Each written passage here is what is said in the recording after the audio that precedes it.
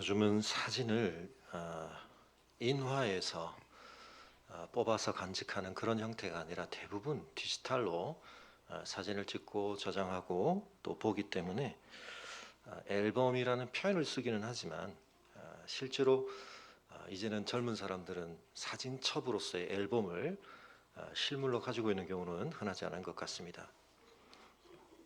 그래서 예전에는 사진을 뽑는다는 말이 있었거든요. 사진을 뽑는다는 말이 두 가지 의미가 있을 수 있는데, 하나는 필름에 찍혀 있는 사진을 이제 인화한다는 의미가 있고, 또 하나는 이제 앨범에 간직되어 있는 사진을 뽑아낸다, 그런 의미가 있는데, 두 번째 의미에 있어서 디지털로 가지고 있는 사진이라 할지라도 내 인생 속에서 소위 인생 컷이라고 부를 만한 내 인생에 굉장히 중요한 분수령이 되는 어떤 결정적 순간을 포착한 사진을 뽑아낸다. 여러분, 어떤 사진을 뽑아내고 싶으십니까? 어제도 제가 제 핸드폰에 있는 자료와 이 노트북을 연결해서 연결하고 보니까 엄청난 동영상 사진들이다 보니까 로딩이 되는데 시간이 굉장히 걸릴 만큼, 그래서 제가 한번 뽑아보려고 했는데 살펴보는데 시간이 너무 많이 걸릴 것 같아서 좀 포기를 했습니다만, 그렇게 찍혀있는 사진이 아니라 할지라도 여러분의 기억 속에, 마음 속에 저장되어 있는 여러분의 인생의 파노라마 같은 장면들을 한번 이 순간 쭉 되돌아보실 때, 여러분 인생에서 한 장만 뽑으라고 그러면 좀 어려우실 수 있으니까 두 장을 뽑아보라. 내 인생에서 굉장히 중요한 어떤 시기, 장면, 언제가 떠오르십니까? 다윗이 구약에서뿐만 아니라 신약에 걸쳐서 하나님 나라 역사에서 굉장히 중요한 인물이라는 건 우리가 잘 알고 있는데, 2권으로 넘어와서 시편을 5권으로 분류를 하되 2권으로 넘어와서 다윗의 시가 지난주에 있었던 51편부터 시작을 하죠. 그래서 다시 65편까지는 이제 줄기차게 다윗의 시가 이어집니다. 그런데 이 시편 2권에 있어서 다윗의 시가 시작되어지는 51편과 52편에는 표제가 붙어 있는데, 이 표제가 다윗의 생애의 어떤 시기보다 굉장히 구체적인 표제가 붙어 있습니다. 그런 점에서 오늘 제가 여러분에게 던진 질문을 한번 적용을 해볼 수 있을 것 같습니다. 성경이 다윗의 인생에 대해서 우리에게 두 컷을 알려주고 있는 겁니다. 어떤 두 컷이요? 다윗의 인생에 굉장히 중요한 결정적 시기, 다윗이 그 경험을 하면서 뭔가 굉장히 중요한 깨달음과 영적 성장을 했다는 어떤 시기를 보여준다, 이렇게 볼 수 있겠는데, 그런데 흥미로운 것은 여러분, 지난주 다윗의 시편 51편의 표제에 들어있는 다윗의 상황은 어떤 상황입니까? 긍정적인 상황인가요? 아닙니다. 어떻게 보면 다윗의 인생에서 다른 사람이 혹시 들추어 볼까 봐 앨범에 있는데 뽑아내서 감추고 싶은 장면. 누군가에게 앨범을 드러낼 때 그런 분들 있죠. 쌍꺼풀 수술하기 전에 모습들은 미리 빼고 싶고, 이런 거. 나를 못 알아볼까. 빼고 보니까 앨범이 환하게 비어있는. 근데 여러분, 오늘 52편도 마찬가지입니다. 이 시편 52편이 표제로서 배경으로 우리에게 소개하고 있는 내용은 사무엘상 21장과 22장에 나오는 이야기인데, 겉으로만 보면 이 얘기가 다윗에게 뭐가 그렇게 부정적일까 싶으실 수 있는데요, 결과론적으로 말해서 이 표제에 포함되어 있는 이 도액이라는 사람이 다윗이 사울의 위협을 피해서 도망가다가 아히멜렉이라고 하는 제사장이 있던 시절에 거기에서 진설병을 얻어먹고 골리앗의 칼을 얻어서, 어떻게 보면 긴급 수혈을 받고 공급을 받아서 도피 생활을 하게 되는 데 있어서 이 시기에 이 지역을 거쳐가게 되는데, 그 현장을 목격하고 있었던 사람이 도액이라는 사람입니다. 그는 사울의 목자장이었습니다. 근데 이 사람이 그걸 사울에게 알려줍니다. 그래서 일어난 결과가 뭐냐? 다윗의 도피 생활을 도와주었던 이 사람들을 사울은 자신에 대한 반역자, 다윗이 지금 자신에게 그런 입장에 있는데 그 사람을 도와줬어? 너희를 같은 반역자 출신이야. 제거를 명령합니다.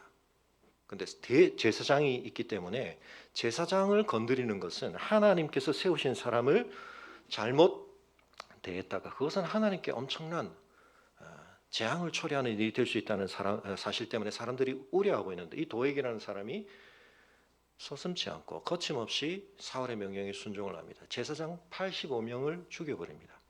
거기서 그치지 않습니다. 그 제사장 가문이 속한 집안들을 어린아이까지 포함하여 쑥대밭을 만들어버립니다.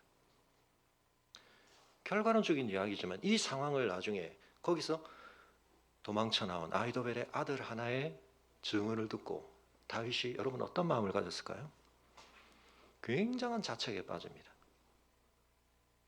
내가 거기 가서 그 사람들로부터 그 도움을 받은 것 때문에 그 사람들이 죽임을 당하고 그 처참한 일이 일어난 것에 대해서 다윗의 마음에 어마어마한 자책감이 생깁니다.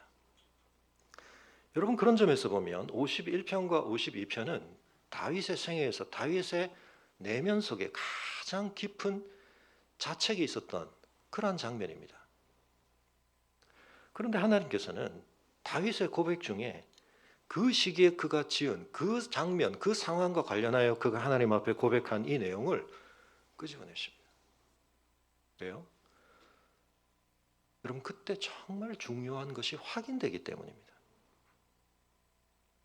여러분의 인생에선 어떤 두 장면이 떠오르셨는지 모르겠지만 많은 신앙의 간증들을 듣다 보면 하나님 앞에서 내가 영적으로 중요한 깨달음, 각성, 변화, 성장, 전환을 할 수 있는 계기가 된 이야기들, 어떤 이야기가 배경에 있을 가능성이 많은가?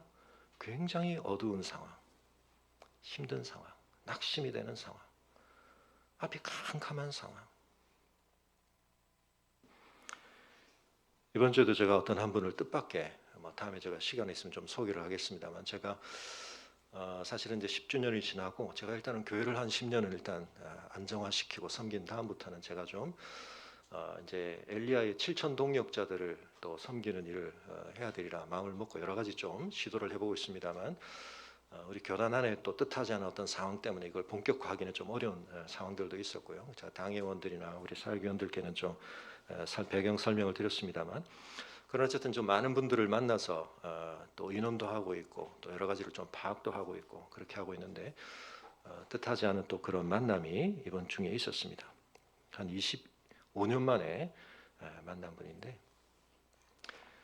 근데 자기 인생의 어떤 그 중요한 계기 두 가지 계기를 얘기하셨는데 개인적인 상황이라 제가 자세히는 말씀드릴 수 없지만 모두 굉장히 어두운 상황. 어제도 또 다른 분 어떤 분 간증을 잠깐 들을 일이 있었는데 마찬가지입니다. 여러분 오늘 본문 속에서 굉장한 대조가 이루어지고 있습니다. 이 대조가 이루어지는 데 있어서 오늘 본문에서 배경으로 등장하는 건 누굽니까? 1절에 포악한 자가 등장합니다. 악한 계획을 스스로 자랑하는 자가 등장을 합니다. 난데없이 대뜸 이 사람에 대한 이야기로 이 시편은 시작을 합니다. 우리가 시를 묵상할 때 시적 화자가 누구냐, 시적 감상이 굉장히 중요한 부분이죠. 또 하나, 이 시의 청자를 누구라고 가정하고 썼느냐 굉장히 중요한 부분인데 시편의 많은 건 하나님께 올려지는 것이거나 하나님의 언약 백성들을 향한 것이거나 아니면 지혜시 같으면 매우 보편적인 일반인들을 대상으로 하는데 이 시는 굉장히 초반에 겨냥이 누구를 향해 되어 있냐면 악한 자, 그를 대상으로 그를 시적 청자 삼아 이야기를 하고 있습니다. 이유는 뭘까요? 그런 사람을 지금 등장시키는 이유는 뭐냐면 이 사람이 시적 청자로 등장을 하지만 중요한 주도적인 대상인 것처럼 등장을 하지만 사실은 이 사람은 배경입니다. 이 사람 때문에 일어난 일, 실제로 이 사람은 지금 도액을 언급하는 것이라고 이 시의 표제는 우리에게 말해주고 있는데 여러분 그 도액 때문에 다윗이 경험한 일을 놓고 생각하면 자기 인생에서 너무너무 끔찍한 그런 경험이었습니다. 그런 경험을 유발한 사람입니다. 근데 그 사람을 소환하는 이유가 뭘까요? 그 사람의 작용과 그 사람의 왕성한 활동 덕분에 자기 삶에 어마어마한 힘든 상황이 발생했지만 자기로서는 씻을 수 없는 51편의 자기의 자책은 자기의 죄로 말미암는 것이었습니다. 그런데 어떻게 보면 이 시편 52편은 다윗의 마음속에 훨씬 더 무거울 수 있는, 왜냐하면 뒤에서 말씀드리겠지만 다윗이 한편은 살짝의 거짓말이라고도 할 수 있는 자기 사실에 대한 모든 것을 공개하지 않는, 지금 사울로부터 도망갑니다라는 말을 한 게 아니라 사울의 무슨 비밀 지령을 받은 것처럼, 그래서 자기가 지금 마치 암행어사가 어디로 가는 것처럼 많은 사람을 동반하지 않고 가고 있다. 그리고 자기와 함께하는 사람들 은밀하게 자기와 수행을 하고 있는 것처럼 얘기를 해서 아히멜렉은 실제로 그런 줄 알았습니다. 도액이 한 것은, 여러분 표제에 뭐라고 되어 있습니까? 다윗이 아히멜렉의 집에 왔다고 사울에게 말하던 때, 표면적으로만 보면 이건 있었던 사실을 그냥 그대로 보고한 겁니다. 표면적으로 누가 더 문제가 많다고 볼 수 있나요? 다윗의 문제가 더 많다라고 볼 수도 있는, 그런 판단을 받을 수도 있는 이런 상황. 근데 여러분, 이 악한 사람을 전면에 내세워서 결국 하나님께서 우리에게 무슨 말씀을 하시는가? 우리 인생이 정말 깨달아야 할 굉장히 중요한 것을, 이 대조적 관계를 배경 삼아 우리에게 드러내시는 겁니다. 여러분, 우리 인생에서 어두운 일이 발생할 때, 캄캄한 칠흑 같은 어둠이 우리 앞을 가로막고 우리의 마음을 낙심시키고 좌절시키는 그러한 일들을 만날 때, 그 자체로 그것이 즐거울 일은 아니죠. 그것이 우리에게 그 자체로 복은 아닙니다. 그러나 잊지 마셔야 할 것은 성도의 삶에는 놀라운 비밀이 있습니다. 놀라운 약속이 있습니다. 그걸 우리가 깨달아 가야 하는데요, 어떤 의미에서 다윗은 지금 그것을 깨달았기 때문에 한편 자신의 그 어두운 측면을 얘기하는 데 있어서 그것을 감추지 않는 겁니다. 25년 만에 만났는데 자기 인생에 지금 굉장히 중요한 새로운 전환을 말하면서 쉽게 말하기 어려운 자기 삶의 참 큰 숙제, 자녀와 관련된 숙제, 자기가 겪었던 어떤 일들 이야기할 수 있는 이유는 뭘까요? 그 상황 자체는 어두웠지만, 그 상황 자체는 힘겨운 것이었지만, 그걸 통해 너무 중요한 걸 자신이 다시 되찾았기 때문에, 전환했기 때문에. 여러분, 이 포악한 자여라고 되어 있는데 사실은 이게 약간은 전체 내용을 이해하고 보면 그대로의 인정이라기보다는 약간은 여기에는 오히려 반어법적인, 오히려 이것은 조금은 냉소적인 그런 표현이라고 볼 수 있는데요. 그러나 어쨌든 그는 포악한 자로 자타가 공인하는 사람입니다. 악한 계획을 스스로 자랑한다. 여러분, 어떤 사람들은 그래도 양심이 있어서 악한 계획을 드러내놓고는 추구하지는 못하고 그것을 진행하는 사람들도 있을 수 있고요. 또 한편은 뭔가를 자랑하기는 하는데 그 자랑은 자기 내적인 굉장한 불안이 반사적으로 그렇게 나타나는 경우도 있습니다. 그러나 이 사람의 경우는 좀 레벨이 다릅니다. 악인들도 수준이, 상태가 굉장히 다양할 수 있는데 이 사람은 소위 악함의 세계에 있어서의 끝판왕이라고 부를 수 있는, 악한 계획을 스스로 어마어마한 자부심을 가지고 추구하는 그런 사람입니다.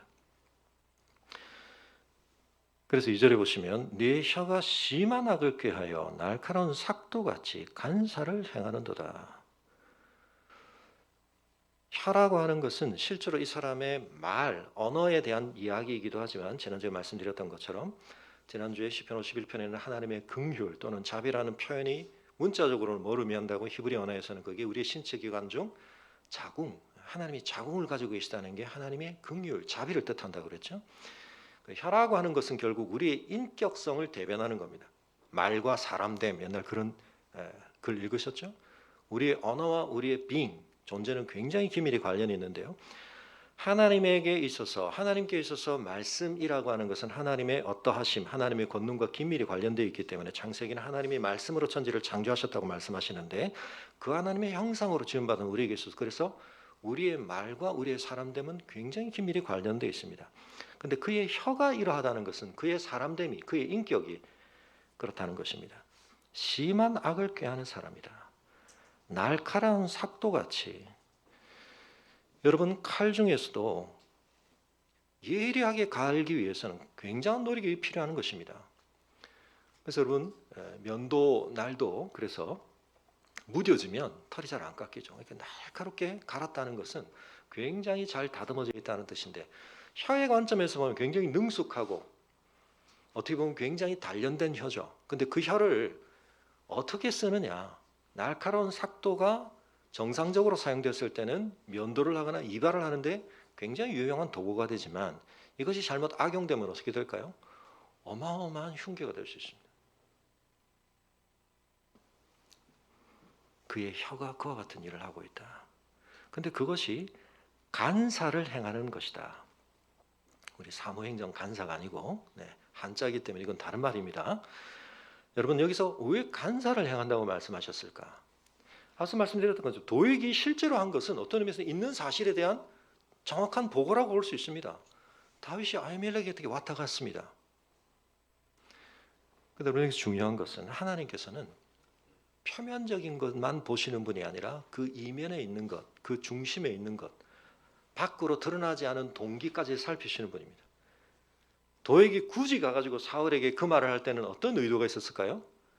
사울이 다윗에 대해서 어떤 마음을 가지고 있는지를 알았고 그는 사울의 목자장이었기 때문에 여러분 그 포지셔닝 자체가 의미하는 게 뭡니까? 그는 사울 라인에 있습니다. 사울 덕분에 그는 목자장을 하면서 이미 상당한 지위와 부를 누리고 있는 사람입니다. 그런 입장에서 그가 사울에게 이 사실을 알렸을 때 순수하게 있는 사실을 객관적으로 정보 제공한다? 그게 아니죠. 계산이 있고 의도가 있는 겁니다. 뭐죠? 사울의 환심을 사고 사울로부터 인정을 받고 사울이 얘는 내 편이구나 신뢰를 받고 이게 중요한 거죠. 그래서 아무도 사울이 명령은 내렸지만 왕의 명령임에도 불구하고 아무도 쉽게 순종할 수 없는 상황 속에서도 도액은 그것을 했다는 겁니다. 도액의 마음속에 뭐가 있습니까? 3절이 말하듯이 악을 사랑함이 있습니다. 악에 대한 사랑이 충만하기 때문에 그는 의를 말하지 않고 거짓을 사랑하는 것입니다. 그래서 그의 삶에서 간사가 이루어진다고 말하는 겁니다. 간사함이. 그는 굉장히 형식론적으로 보면 별 문제 없는 발언을 하는 것 같지만 여러분 신문 기사도 그렇습니다. 제목 따는 것도 그렇습니다. 그냥 사실을 얘기하는 것 같지만 거기는 어마어마한 해석이 깃들어 있고 뉘앙스를 살짝 바꾸고 어떤 사실은 살짝 묻어버리고 어떤 사실은 살짝 부각시키면 있는 사실을 전혀 다른 맥락에서 읽게 만들고 어떤 사실을 왜곡시키는 그런 일이 일어나는 건데 이 상황 속에서 도액이 한 일이 뭐냐? 사울에게 충성스러운 신하하는 일이다. 그렇지 않습니다. 병든 사울, 하나님 앞에서 지금 심각하게 왜곡된 왕임에도 불구하고 자기 이익을 위해서 그를 활용하고 있고 그것을 통해서 자기 이익을 추구하는 것입니다. 우리가 이미 앞선 시편들에서 지혜시에서 우리가 봤던 게 있죠. 멸망하는 짐승같이 되는 이유 뭐라고요? 재물을 사랑하다가 돈 자체가 부정적인 건 아닌데 돈을 뭐 하면요? 사랑하면 뭐의 뿌리가 된다? 일만 악의 뿌리가 된다. 우리 안에 우리의 존재의 깊은 토대 속에 그 악이 그렇게 깃들어 있을 때 우리는 그 악을 우리의 존재를 통해 뿜어내게 되는데 그것은 가장 일차적으로 우리의 말을 통해 나타나게 되어 있습니다.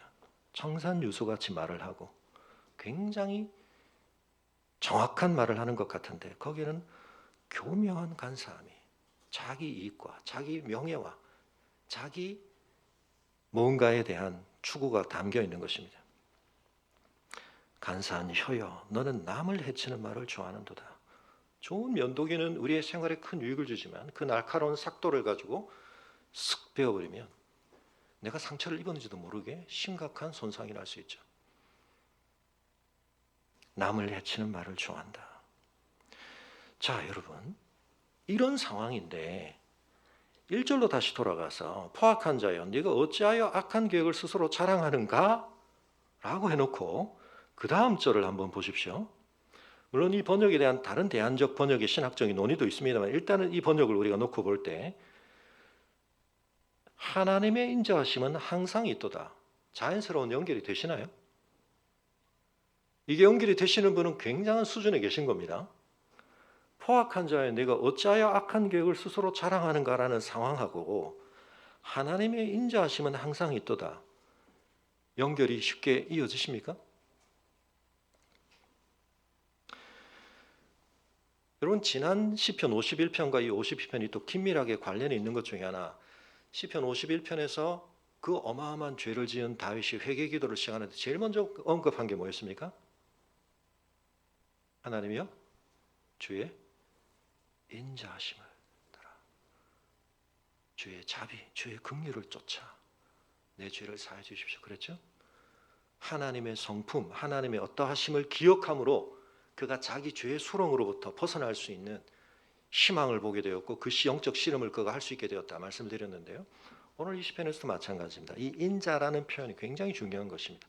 근데 우리에게는 이 인자라는 말이 그냥 너그러움, 마음 좋은 그냥 그런 어떤 의미로 받아들일 수 있기 때문에 오늘 제가 설교 제목에 붙인 것처럼 이 말의 더 정확한 뜻은 오히려 신실함이라고 하는 것이 더 좋습니다. 뭐에 대해 신실한 거냐? 하나님이 우리와 더불어 맺으신 언약에 대해 신실하다. 그것이 가장 성경에서 빈번하게 나타나는 뜻입니다.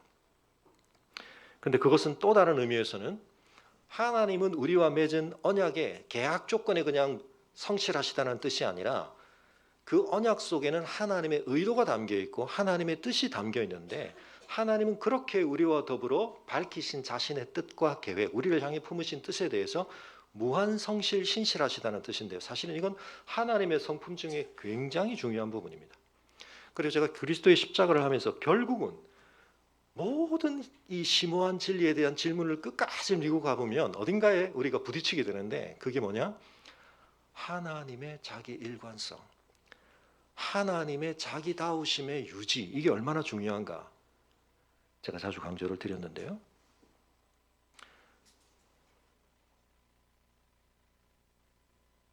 제가 예전에도 보여드렸던 그림 하나 다시 잠깐 보여드리고요. 자, 9개의 점이 있는데 이 점을 선으로 연결하되 펜을 띄우지 않으면서 또 다시 갔던 길을 돌아가지 않으면서 이 점들을 다 이어보라. 근데 해보시면 머릿속으로 해보시죠.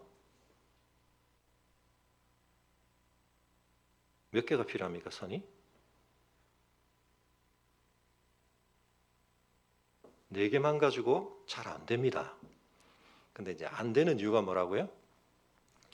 문제에서 주지 않은 가정을, 전제를 우리가 암암리에 가져버리기 때문입니다. 그런데 그걸 넘어서고 보면 이런 답이 가능합니다. 무슨 말씀이냐면 암암리의 이 9개의 점을 우리는 그 바깥 점들을 이어서 생기는 정사각형으로 암암리의 전제를 하는 겁니다. 근데 그건 문제에서 주어진 전제 조건이 아니거든요. 근데 그 조건을 나도 모르게 설정하고 문제를 풀려고 하면 답이 안 보이는 거죠. 그렇게 그어놓은 사각형 밖으로 선이 나가면 안 된다는 전제가 없었죠. 근데 우리는 암암리에 그런 전제를 가지고 문제를 풀기 때문에 답에 제약이 생기는 겁니다. 그래서 이런 걸 이제 숨은 가정의 문제라고 하는데 어떤 사람은 또 이렇게도 하죠. 물론 이건 점이라고 하는 것이 정의를 좀 넘어선 거긴 한데 이게 이제 동그라미가 약간 면적이 있으니까 요렇게 끄면 3개로도 가능하다. 또 아주 창의적으로 접어가지고 하나로 뚫으면 선이 아니라 점으로도 된다. 네. 제가 예전에 한번 말씀을 드렸던 건데요. 자, 이거는 이제 문제가 주지 않은 가정을 나 스스로가 더 추가했기 때문에 문제에 빠지는 거고요. 근데 또 어떤 경우에 있어서는 우리가 이런 숨은 전제의 함정을 넘어서는 데 있어서 이런 시도들이 필요한데 오늘 악인의 문제가 나오기 때문에 제가 여러분은 이런 드라마 보실 시간이 없으시죠? 김용이라고 하는 중국 무협 소설의 톨킨이라고 불리는 사람의 작품가인데 비호외전이라는 요즘 중화 TV에서 방영을 하고 있습니다. 네. 악당입니다, 악당. 원래는 악당의 아들인데 어쨌든 그래서 이 사람들이 엄청 마을 사람들을 착취해서 돈을 끌어모으는데 이 주인공이 등장해가지고 이제 좀 한 수 가르쳐 주게 되는데요. 주사위 세 개를 통 안에 놓고 이렇게 돌려가지고 탁 놓아가지고 작은 수 나오는 사람이 이기는 걸로 하자. 지금 그런 시합을 건 겁니다. 근데 쫙 돌리더니 탁 놨는데 어떻게 나왔나? 열었더니 이렇게 된 겁니다. 쌓아가지고 제일 위에 1이 나왔으니까 뭐라고 말을 할까요? 자, 이거보다 더 작은 수는 나올 수 없으니까 자기가 이겼다는 거죠. 적어도 자기가 지지는 않겠죠. 주사위 세 개를 합쳐서 굴렸는데 그 합이 1보다 작게 나올 방법은 없지 않습니까?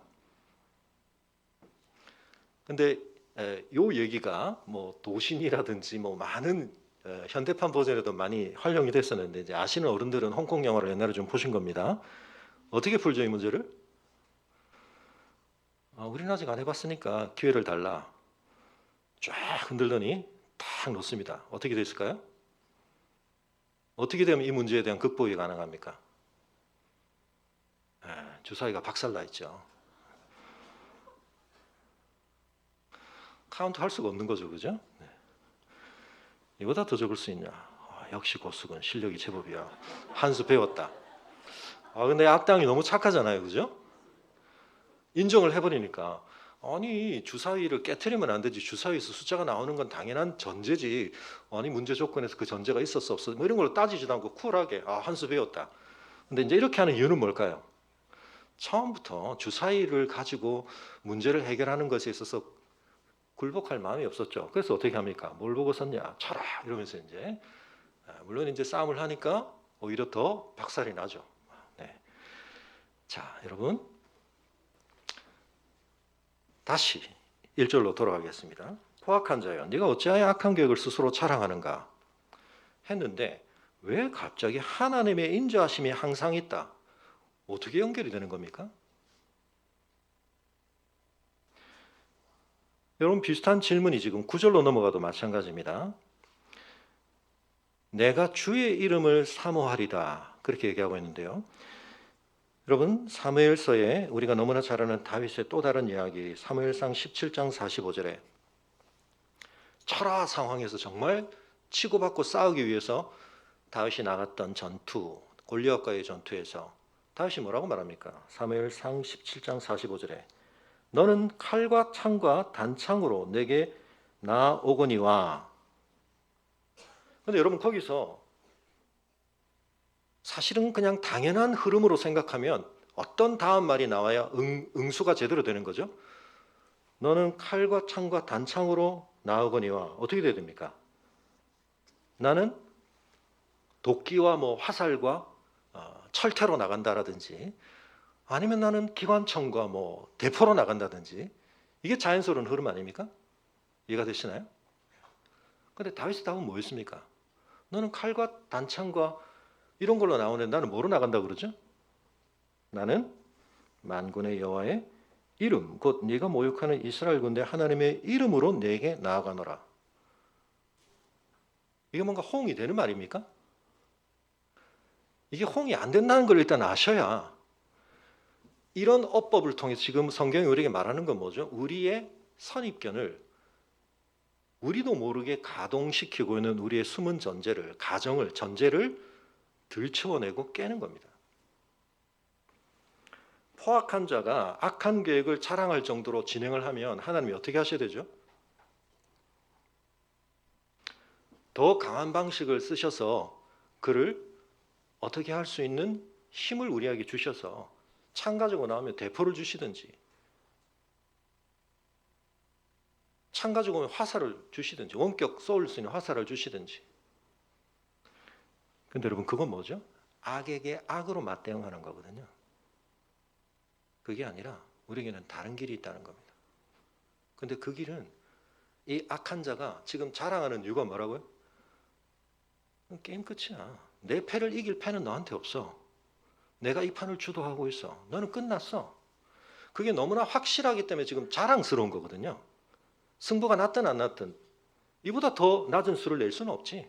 나는 이미 이겼어. 근데 놀랍게 하나님은 어떻게 하신다고요? 그걸 꺾으신다는 겁니다. 근데 여러분 그 승리에 참여하는 사람은 무언가를 알고 있어야 하고 그 무언가와 긴밀히 연결되어 있습니다. 그게 뭐라고요? 하나님의 인자하심이라는 것.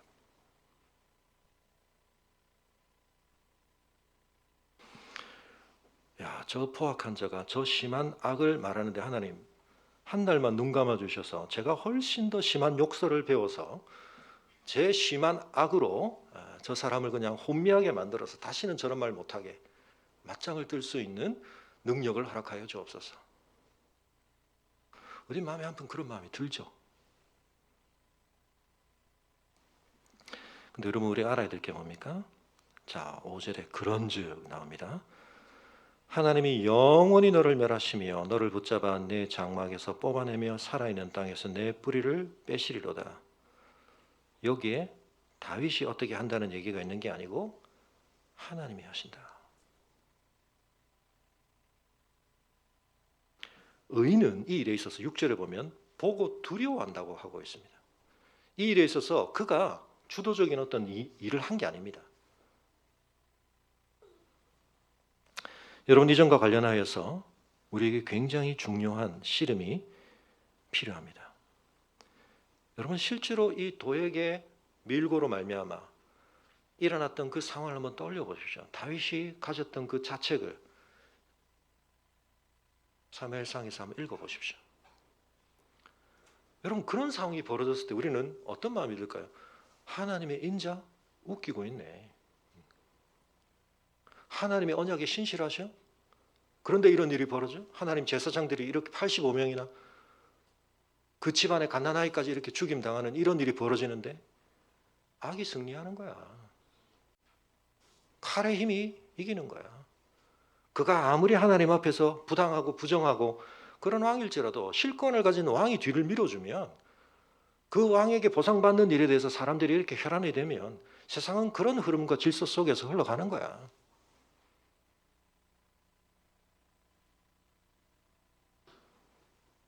그 사람 뭘 모릅니까? 하나님이 인자하시다는 사실을 모르게 되는 것입니다.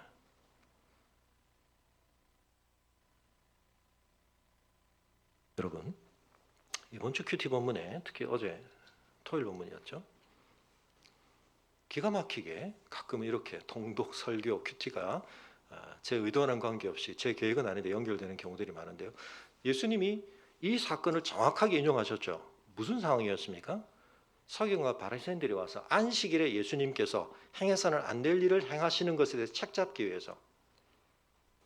여러분 우리가 무언가를 판단할 때 제일 쉽게 할 수 있는 것 중에 하나는 형식 논리적인, 그 다음 결과론적인 겁니다. 형식론적이든 결과론적이든. 근데 뭐가 빠지냐면 그러면 내용의 굉장히 깊은 본질을 우리가 놓치게 되는데 뭐 그건 복잡하게 잘 모르겠고 일단 형식 논리적으로 딱 봤을 때 안식일에 우리가 정한 그 규칙대로 하느냐 안 하느냐 딱 보자.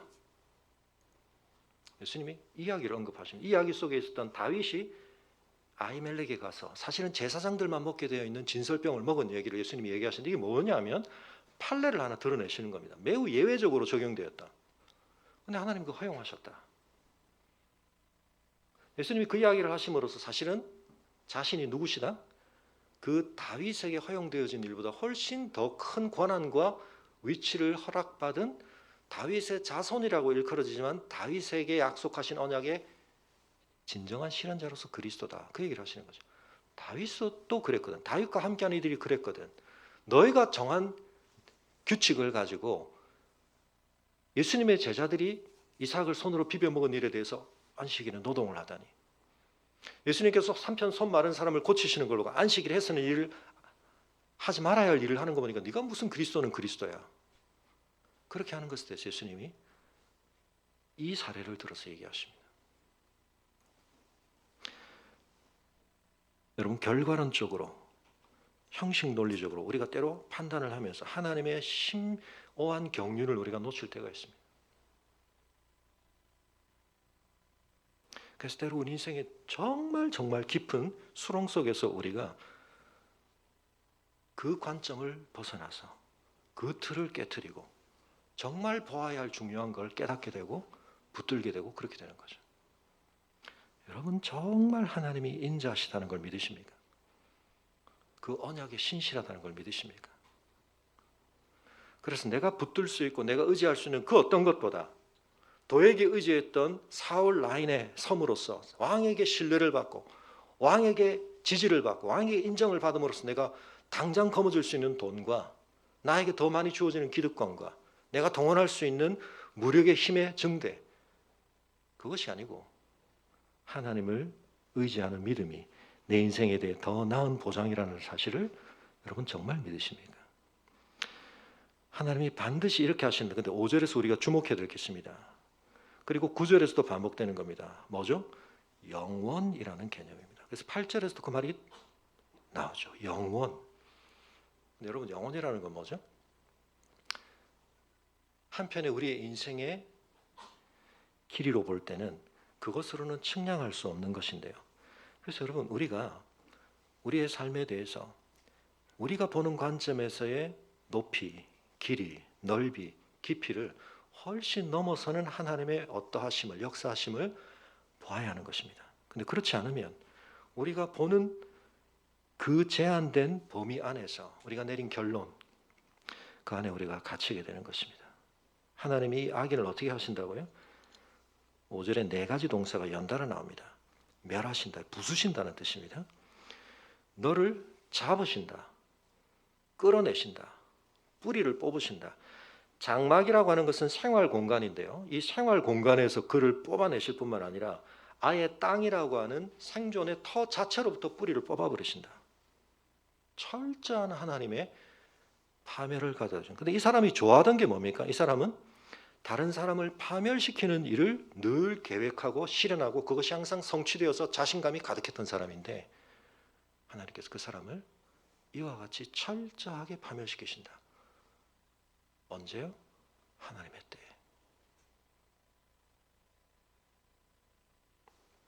그걸 의인이 보고 경외감을 갖는다는 것입니다. 여러분, 이게 영적 빈익빈 부익부 현상입니다. 사실은 하나님에 대한 두려움을 배워야 될 사람은 누굽니까? 도액이죠. 근데 이런 사람들은 절대로 안 배웁니다. 경험을 해도 못 배웁니다. 그래서 하나님의 무서운 심판이 이루어지는데도 하나님의 통치, 은혜 영역에서 쫓겨나는 사람들의 반응은 뭡니까? 이를 갑니다. 수긍을 하지 않습니다. 하나님이 옳으시다는 사실을 끝까지 받아들이지 않습니다. 그러나 의인은 보고 배웁니다. 악인의 멸망을 보면서 하나님이 어미하시구나, 하나님이 살아계시구나. 그러면서 뭘 한다고요? 그를 비웃어 말하기를. 여러분, 이 비웃어가 어디서 등장했었습니까? 시편 전체에서 제일 앞에, 그렇죠, 2편에서 세상의 열왕과 군왕들이 하나님의 통치를 거역하면서 자기들끼리 연대를 이뤄서 하나님이 우리에게 지은 멍에 이거 너무 무겁고 힘들어, 벗어버리고 우리끼리 자치하자. 그때 하나님이 어떻게 하시나요? 하늘 위에서 보고 웃으심이요. 이 웃음이야말로 자신감이죠. 포악한 자가 스스로 자랑하면서 자부심이 가득했는데 그 교만을 하나님이 꺾어버리실 때 놀라운 것은 여러분, 2편에서 50편이 지났습니다. 50편이 지나는 동안 우리가 굉장히 많은 탄식 시의 필터들을 통과해 왔는데, 그래서 그 1편, 2편이 웅장하게 선언했던 그 총론적인 선명하고 우리에게 분명했던 그 하나님의 나라의 비전, 도대체 이 세상에서 근데 이 나라는 실현되는 나라야 아니야? 근데 여러분, 그 비웃음이 이제는 누구에게 와 있습니까? 하나님의 언약 백성에게. 하늘에서 하나님이 웃으시는데 이제 땅에 있는 하나님의 언약 백성도 같이 웃습니다. 이 사람은, 여러분, 이게 히브리어로 보면 깃보르, 포악한 자랑이 깃보르라고 되어 있는데 이 사람에는 게보르라고 되어 있거든요. 발음이 유사하게 되어 있는 거예요. 앞에서는 포악한 자, 엄청나게 능력 있는 자처럼 보였는데 굉장히 한낱 평범한 사람이 되어버린 겁니다. 이 사람은 먼저가 뭐였습니까? 하나님을 자기 힘으로 삼지 않고 오직 자기 재물의 풍부함, 내가 확보한 것, 내가 동원 가능한 내 자원 안에서 내 삶을 판단하고 구축하고 확장해 가려고 했던, 그리고 거기에 대해서 굉장히 자부심을 가졌던, 그래서 자기 악으로 스스로 든든하게 하던 자다. 그러나 나는 대조죠, 하나님의 집에 있는 푸른 감람나무 같으며, 앞에서 이미지를 생각하면 이 존재는 뿌리가 뽑힌 나무 같은 존재인데요. 나무가 뿌리가 뽑히면 어떻게 되죠?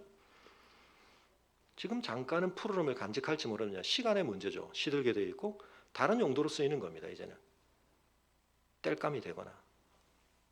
근데 하나님의 집에 있는 푸른 감람나무.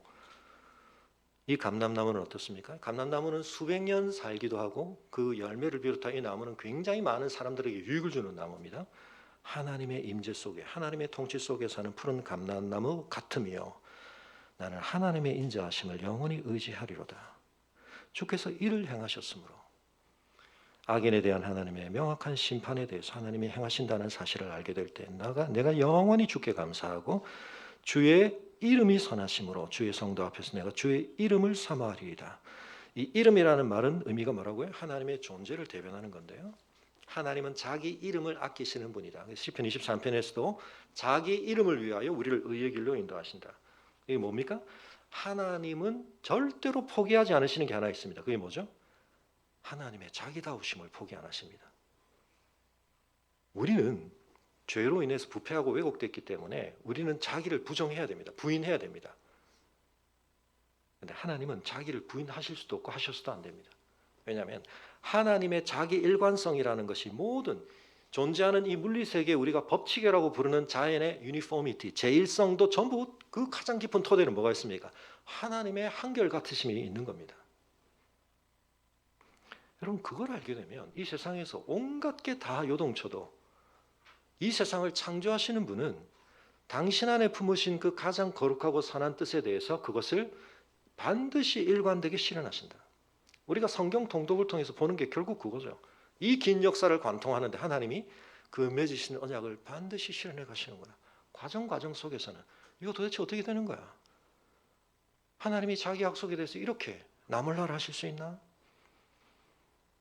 근데 여러분 우리가 하나님의 역사하심을 보게 될 때, 이 경륜을 깨닫게 될 때 세상에서 성공하고 세상에서 떵떵거리는 것 같은 이 포악한 자의 삶의 궤적을 내가 따라가서는 안 되겠구나. 그 영향력에 대해서 내가 그렇게 두려워서는 안 되겠구나. 내가 정말 두려워할 건 하나님의 통치구나. 하나님의 이름을 사모한다. 그래서 여러분 여기 이 마지막 구절에 주의 성도라고 번역이 되는데 이게 좀 아쉽습니다. 앞에 아까 하나님의 인자, 이 헤세드, 언약적 하나님의 신실하심,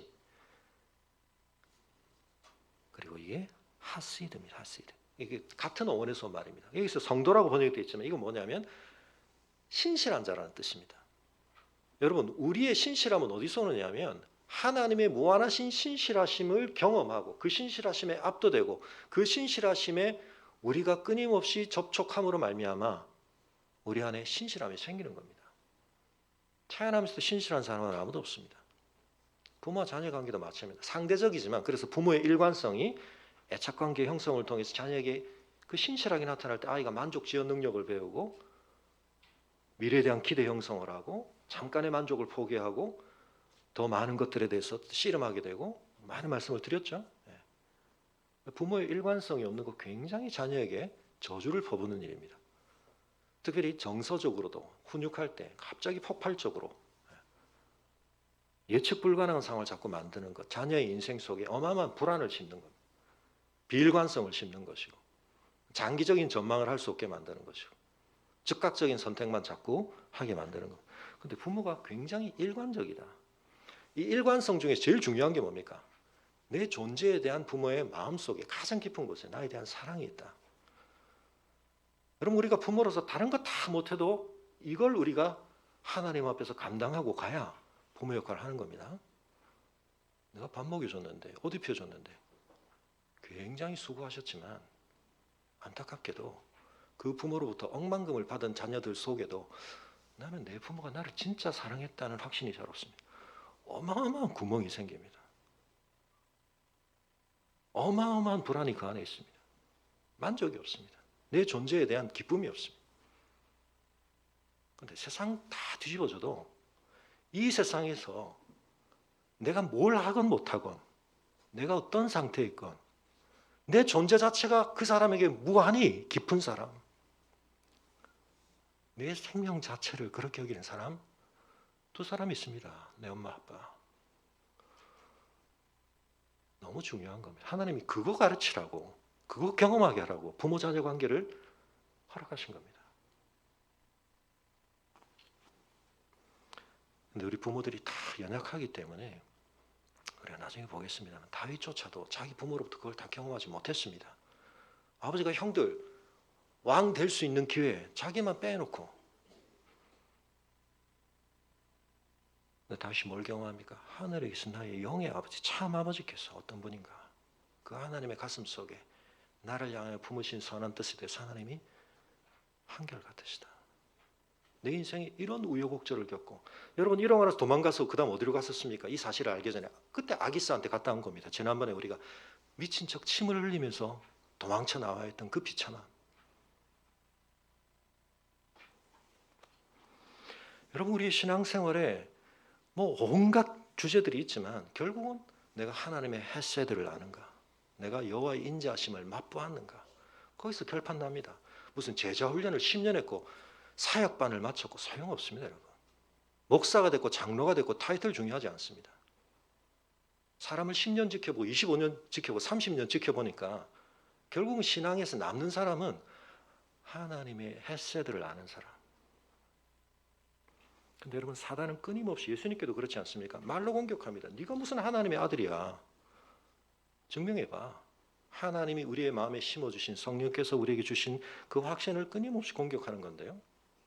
십자가를 붙들고. 여러분 이 다윗이 경험한 것과 말도 안 되게 비슷하지만 훨씬 그보다 증폭된 경험을 하신 분이 예수 그리스도시죠. 악인들로부터 온갖 공격과 비난과 조롱과 그 모든 고통을 겪으셨지만 주님이 붙드셨던 건 아버지는 나를 사랑하신다. 그리고 내가 그 아버지의 뜻에 순종할 때 아버지는 나를 결코 버리지 않으신다. 야, 네가 그런 사람들 네가 십자가에서 이렇게 고통받고 있게 만들어? 끝까지 견디셨죠. 엘리리 라마 사박다니. 분명히 그 고통은 실제하는 것이었고 그 끊어짐은 너무나 처절한 것이었지만 오히려 그 속에서 그 고난을 감내내심으로 하나님의 사랑을 입증하셨고 우리에게 그 사랑을 확인시켜 주셨습니다. 여러분 다른 거 다 잊어버리셔도 하나님이 나에 대해서 신실하시다.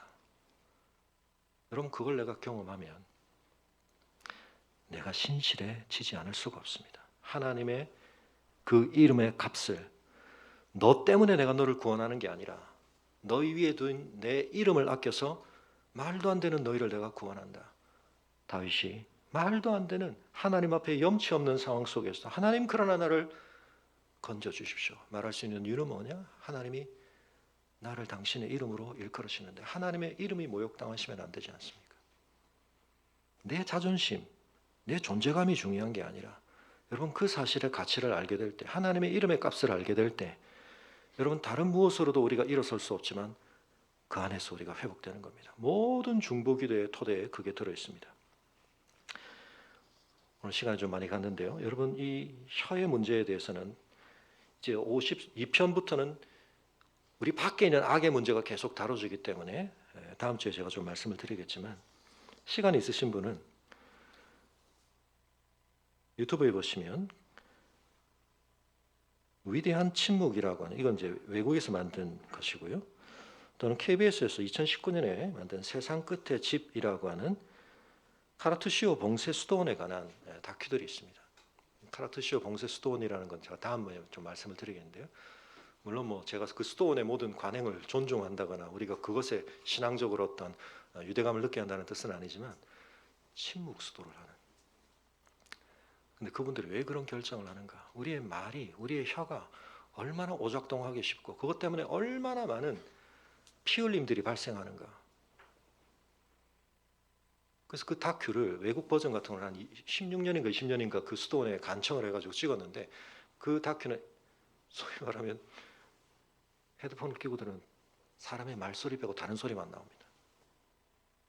우리 한국 버전에서 너무 그 외국 영화 다큐 버전이 그 사람들을 너무 좀 부정적으로만 느끼게 만들었다 그래서 일주일에 2번 정도 주일 식사 후에 또는 월요일에 4시간 산책할 때 서로 얘기하는 장면을 좀 많이 실기는 했는데요. 그거 외에는 전부 침묵입니다. 평생을 사역하고 침묵 속에 하나님 앞에 기도하고. 근데 우리 한국 교회는 기도도 물론 우리가 부르짖는 기도, 하나님 앞에 간절한 심령을 통하는 기도, 통성기도 해야 될 때 있지만 너는 나한테 기도할 때 은밀한 곳에서 나를 보고 기도해라 그러시는데 우리가 그 하나님 앞에 그 기도 속에서 다듬어지는 이 세상 속에서 우리가 말에 혀로 찌르고 공격하고 주고받는 상처, 그걸 우리가 극복하려면, 그래서 예수님이 어떻게 하십니까? 이 어마어마한 폭풍 속에서도 한적한 곳에 가서 기도하시다. 누가복음에서 고요한 곳에 가셔서 아무도 없는 곳에서 뭘 하십니까? 하나님과의 만남.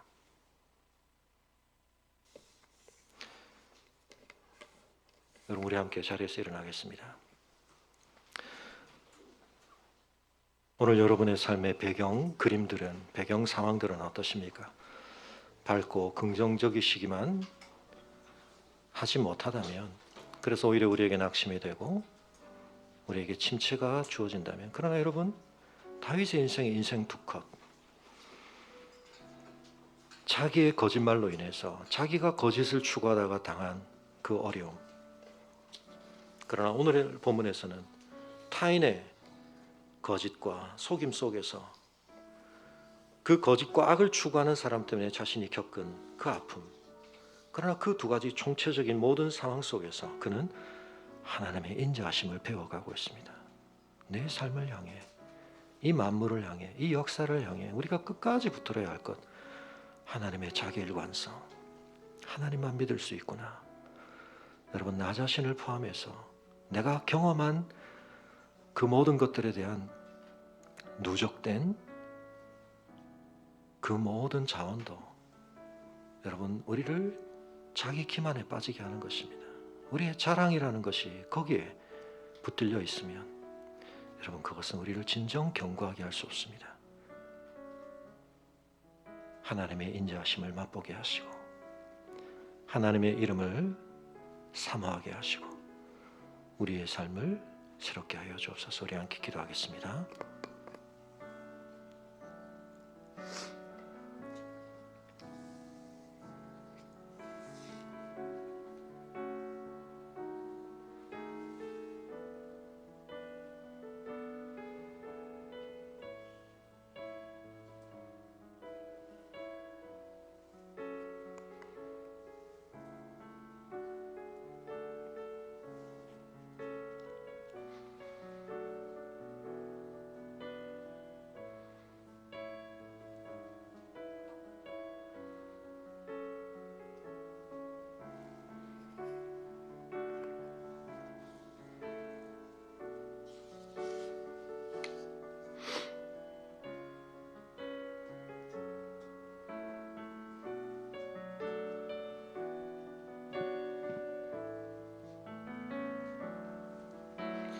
주님, 큰 영광 받으소서. 홀로 찬양 받으소서. 모든 이름 위에 뛰어난 그 이름, 온 땅과 하늘이 다 찬양해. 겸손하게 우리 무릎 꿇고 주 이름 앞에 영광 돌리세. 모두 절하세. 독생자 예수, 주님께 찬양 드리리. 모든 영광과 존귀와 능력 받으소서.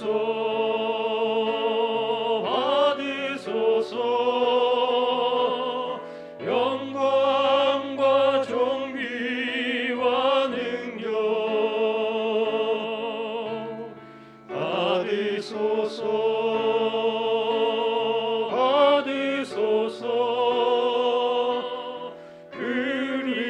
그리스도 살아계신 하나님.